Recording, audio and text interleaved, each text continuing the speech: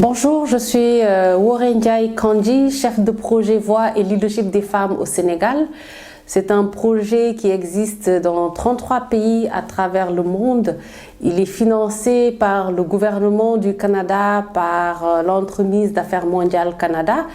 Et il est piloté ici au Sénégal par le Centre canadien d'études et de coopération internationale. Au niveau de la relève intergénérationnelle, donc c'est tout un processus en fait, et nous sollicitons vraiment à ce que les organisations de femmes, en intégrant cette relève intergénérationnelle, ne s'arrêtent pas seulement à avoir des jeunes dans leurs organisations, mais qu'elles les amènent même aux instances décisionnelles. C'est combien de jeunes est-ce que nous avons dans nos CA, combien est-ce que nous avons de jeunes dans nos comités exécutifs, dans nos directions exécutives, entre autres. Donc, au-delà de la relève intergénérationnelle, nous avons une troisième approche qui consiste à la masculinité positive. Nous l'appelons même les masculinités positives. Au niveau des masculinités positives, ce sont les hommes qui sont avec nous dans ce combat-là, dans nos organisations respectives. Des hommes qui ne sont pas nécessairement dans nos organisations, mais qui nous accompagnent dans ce plaidoyer que nous faisons tout le temps. Comment intégrer cette stratégie de masculinité positive?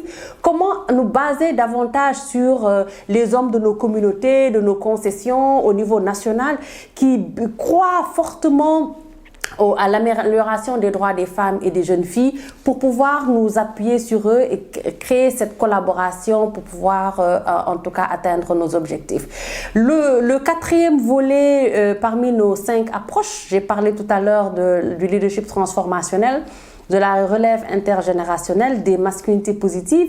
J'en viens maintenant à l'intersectionnalité. Et pour nous, l'intersectionnalité, c'est toutes les formes de discrimination auxquelles les femmes font face. Et souvent, quand on parle de discrimination, le premier réflexe, c'est de parler des femmes en situation de handicap. Or, les femmes en situation de handicap sont un groupe minime dans cette masse d'individus vivant des situations de discrimination quelconque. Et l'importance de ce concept, c'est pour les femmes, en tout cas au sein de leurs organisations, non seulement d'intégrer des groupes vulnérables, mais aussi de les adresser dans les communautés où elles vivent, parce qu'il y a des discriminations qui ne sont pas justement à l'œil, qui ne se voient pas à l'œil nu.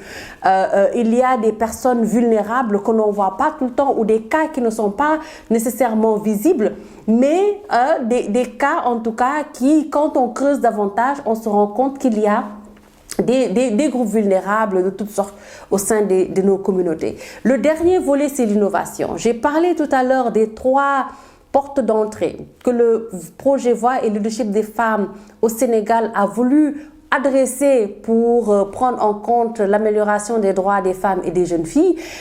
Et j'ai parlé de ces approches. Et donc, pour nous, ce que nous faisons, nous ne pourrons pas le faire autrement, nous ne pourrons pas le faire différemment, nous ne pourrons pas avoir une valeur ajoutée dans cette sphère d'individus et d'organisations qui travaillent à améliorer les droits des femmes et des jeunes filles si nous n'y ajoutons pas l'innovation. Et donc l'innovation, c'est quoi? C'est tout. L'innovation, c'est dans les processus, l'innovation, c'est dans les résultats.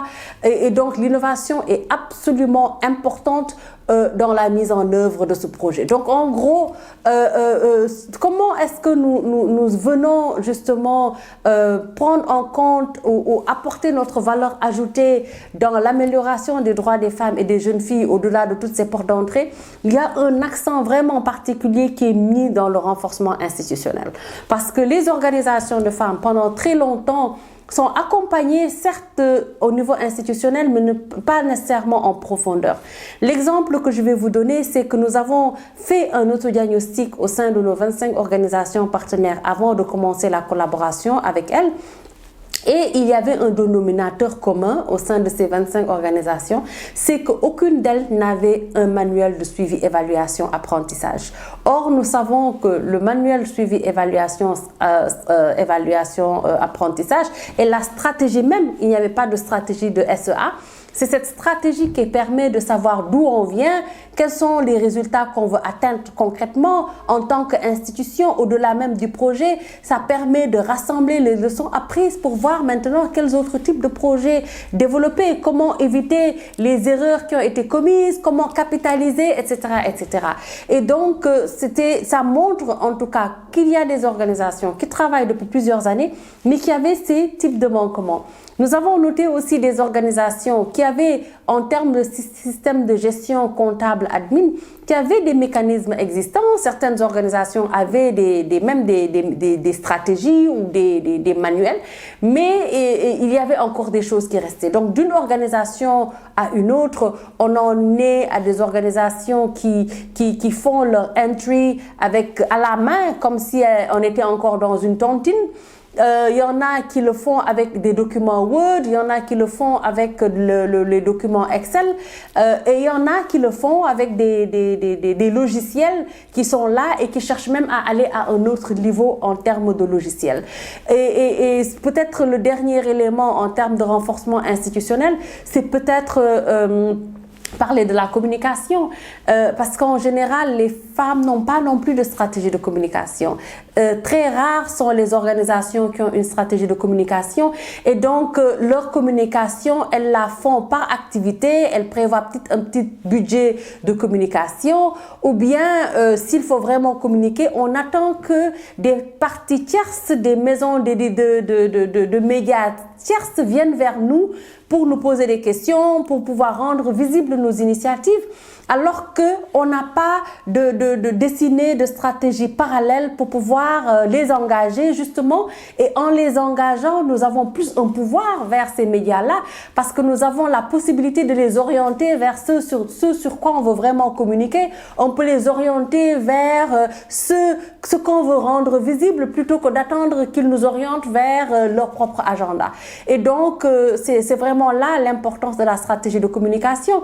Et peut-être même pour rebondir sur l'importance de cette stratégie de communication, c'est ce qui fait que beaucoup d'organisations travaillent mais ne sont pas connues.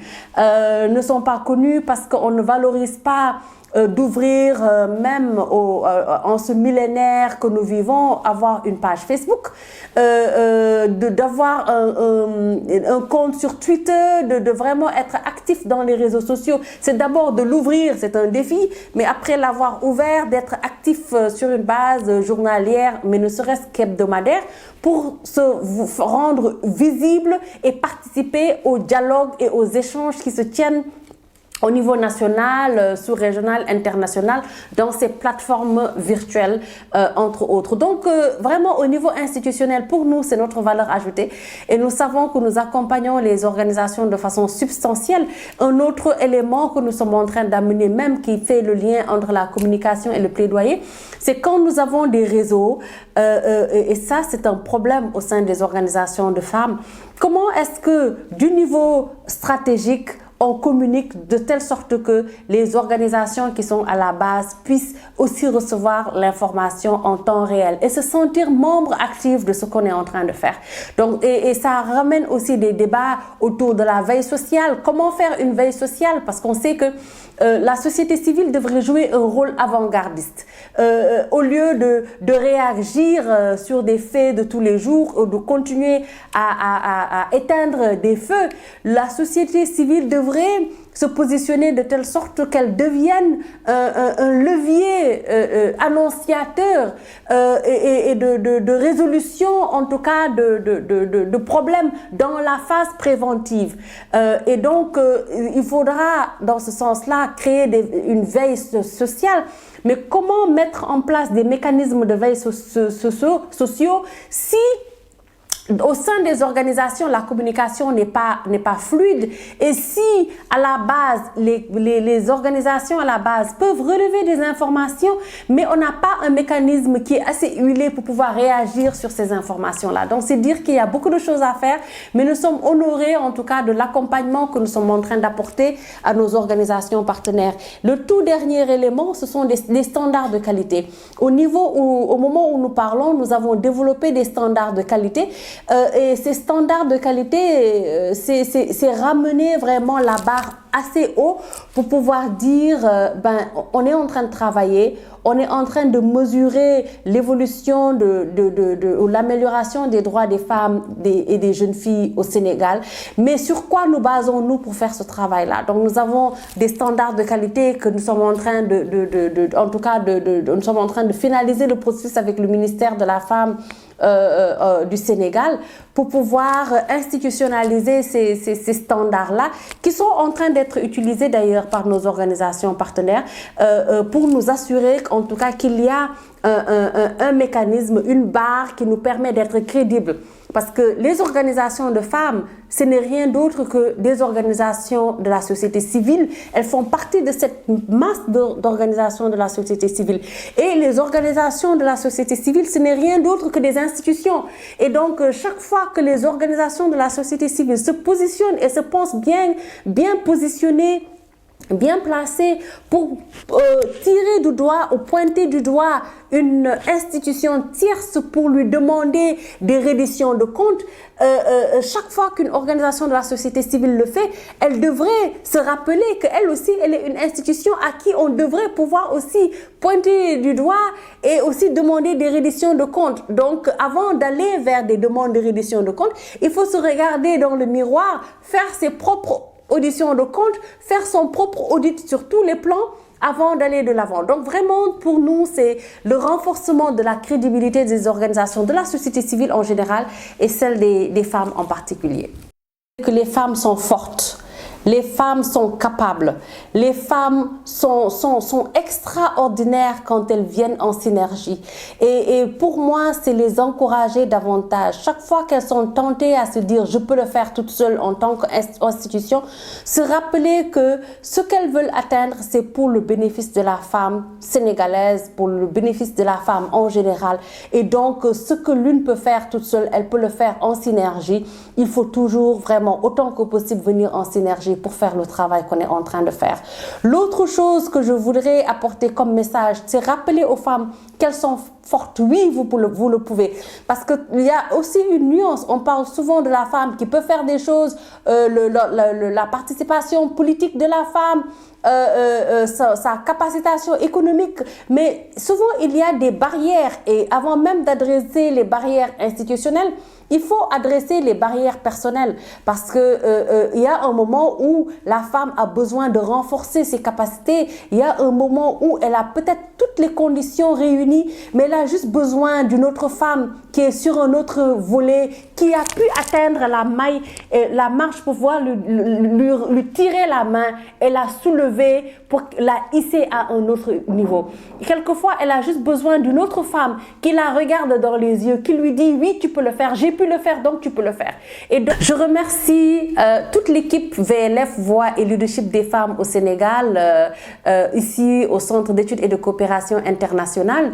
Je remercie également tous les hommes qui sont avec nous dans ce combat-là, nos masculinités positives, en commençant par le directeur pays, M. Mohamedou Leye, qui est notre conseiller stratégique dans tout ce que nous sommes en train de faire. Je voudrais remercier en tout cas l'AMC, Affaires mondiales Canada, pour avoir cru et continuant à croire à l'amélioration des droits des femmes et des jeunes filles, à l'épanouissement de la femme et de la jeune fille. Parce qu'en fin de compte, qu'est-ce qui gagne? Qui est-ce qui gagne de cet épanouissement? C'est la communauté, c'est la famille. Donc, je remercie en tout cas l'AMC et je remercie bien entendu toutes nos organisations partenaires à travers le Sénégal pour cette collaboration en tout cas très constructive dans cette mission qui nous est commune d'améliorer nos communautés et d'améliorer en tout cas les conditions de vie des citoyens sénégalais. Merci beaucoup.